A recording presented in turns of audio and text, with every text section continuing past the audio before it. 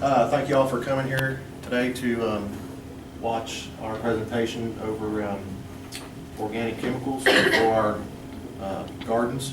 Now this isn't really something that it's going to be done for big produce, 400-acre farms and things like that. It's basically for the city gardener, or even a gardener like myself that would.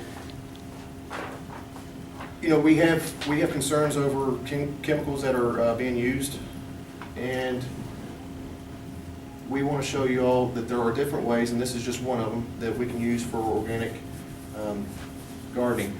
You know, there's been a huge push in our society toward eating organic foods, and organic foods, you know, it's grown in all different methods, and the use of harmful chemicals and pesticides, and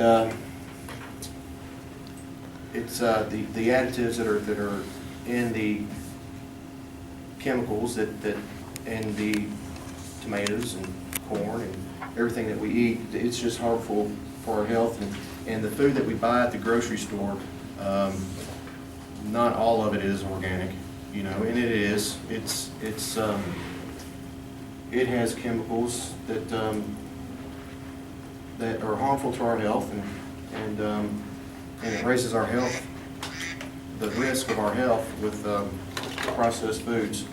Of course, everybody knows that cancer causes, you know, reproductive problems, and it causes organ damage.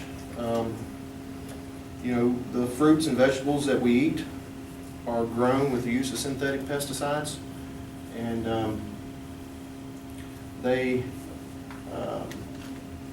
two of the most commonly pesticides that are grown, or that are used for gardening or even plants, is 2,4-D and atrazine. And studies have found that exposure to 2,4-D will, it appears to increase the risk of lymphoma, which is a cancer that affects the immune system. And there's also some scientific evidence to show that high levels of exposure to 2,4-D can increase the risk of birth defects as well. Long-term exposure to 2,4-D can also result in kidney and liver damage. Even though you may not realize it, you have most likely been exposed to 2,4-D sometime in your life. Could have been walking to class today, you know, just simply because neighbors and lawn professionals use chemicals to kill weeds in the yard, and a lot of it is airborne. And it's not, you don't know that you've detailed, you don't know that you've ingested it, but you know, just like this PowerPoint here says, you know, the alarming new study accepted for publication in the journal Food and Chemical Toxicology last month indicates that glyphosate, which is found in, which is the main ingredient of Roundup. Roundup is the #1 weed killer in the world, and it's genetically engineered in agriculture. It's capable of driving estrogen receptor-mediated breast cancer cell proliferation within the infinitesimal parts per trillion concentration range. That's beyond my comprehension, but it sounds to me like it's bad, you know, and that's a lot of reason why a lot of us are experiencing somebody within our family, immediate family, that has cancer of some sort. And here's another comment that I thought was pretty funny, you know. The Monsanto CEO there says that he's, you know, they're going to keep on using stuff like that. There you see glyphosate there. But anyhow, we just wanted to make aware that this isn't like something that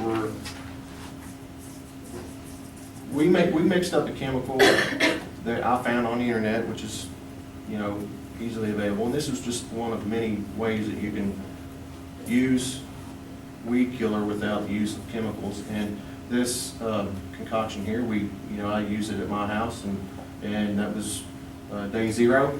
24 hours later, I don't know if y'all can see that or not, but basically, it's like a contact. Yeah, there you go. It's like a contact spray. It doesn't kill the stem. It kills the leaves, and it just burns them up, And there's another good shot, and I've got a sample up here that y'all can look at. And these are common weeds that you find in your gardens, So. I mean, it's not gonna magically make your weeds disappear. Like, you're gonna have to, if you wanna be healthy and go the organic way, you're gonna have to put a little bit more elbow grease in it. Right. You're gonna get out there and pull the dead weeds. Right, exactly. So, say it on the slide. Yeah. Chelsey is going to tell you all how to mix up a little concoction here. Okay. Ideally, we just brought this small one for size purposes. Normally, we would have a bigger one where we could mix the whole thing because our recipe, I guess you would say, calls for a whole gallon of the white vinegar. This is 2 cups of Epsom salt and a 1/4 of a cup of this, so it would be less than this, obviously. But we're just gonna mix, I'm just gonna show you what you would do. These are not going to be the right measurements, obviously. But I mean, normally you would measure out a 1/4 a cup of this. So this is in a 1/4 a cup. I'm just gonna put some in here. Shoot.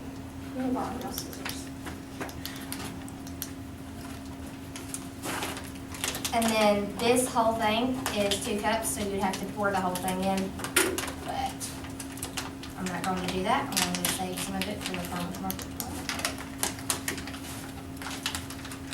And you probably need a funnel, but I didn't bring a funnel because I live in a dorm and they're just not really that abundant.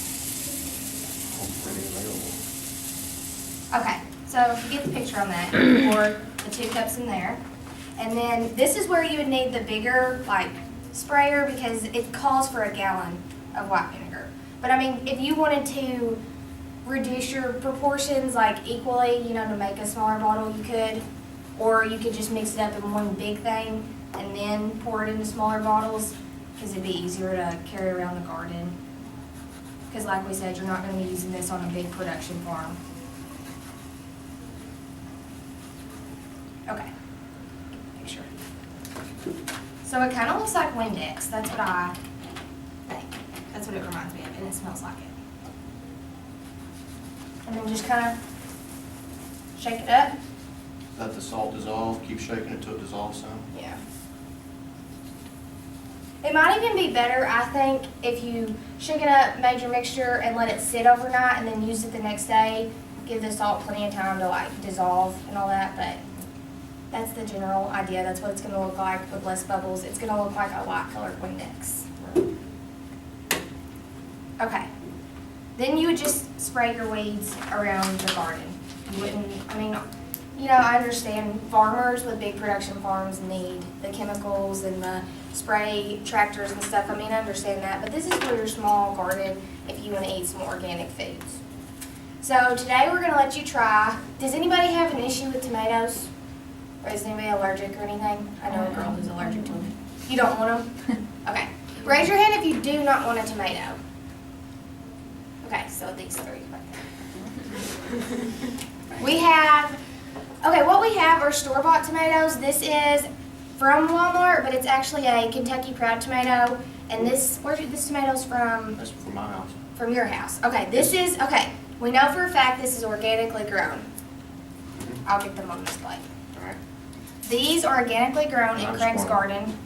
And these are from Walmart. We're going to assume that they have chemicals because they're from Walmart, they're from a greenhouse. We're going to assume. These have had no chemicals on them at all. Is that enough for you? No? No? Y'all want some? No? Why not? I'm not intimidated. You got more salt packet? He wants some. I forgot to put a Here, let me see yours real quick. I'm going to put a store-bought one on there too, so you can. Let me get you a fork. There you go.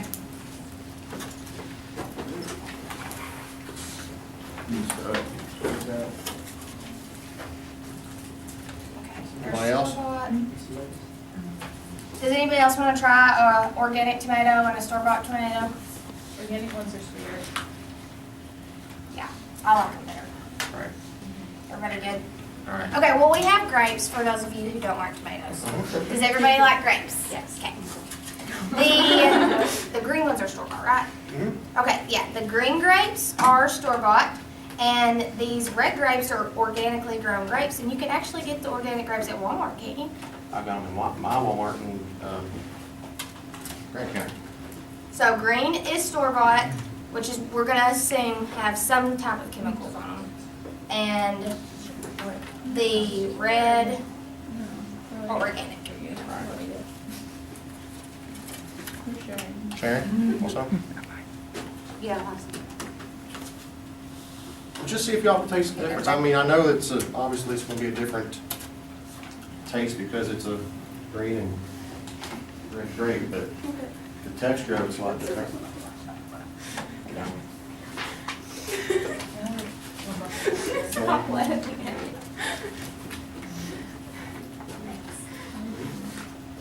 You want to share with her or just? Oh, good. Gotta get something. Sit there.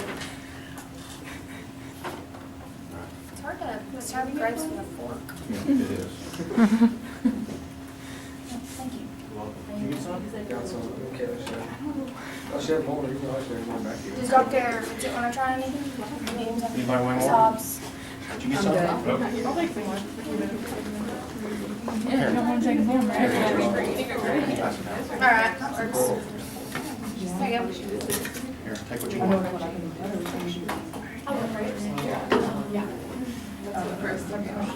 Okay, for everyone who tried the grapes, did you like the organic, the red ones, or the green store-bought one, or the green greenhouse ones, I guess you would say better? The red ones. The red ones? Could you tell the difference in the texture of it, or?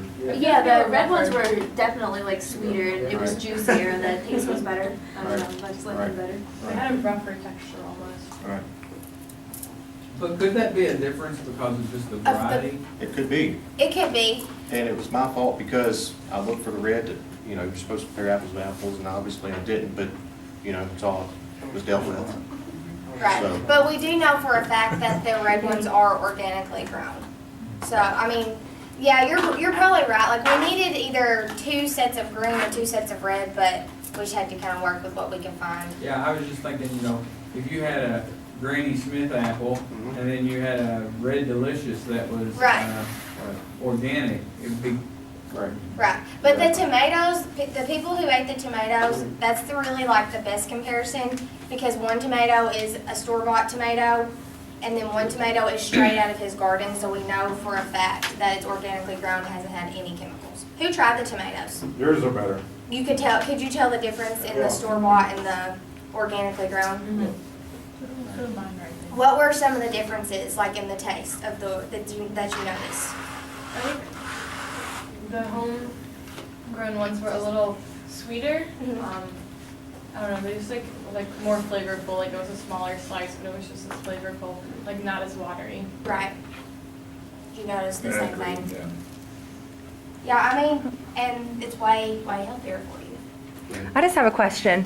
Why pass out the organic food when you're doing the spray? How is this? Well, because the organic, you know, is under the assumption that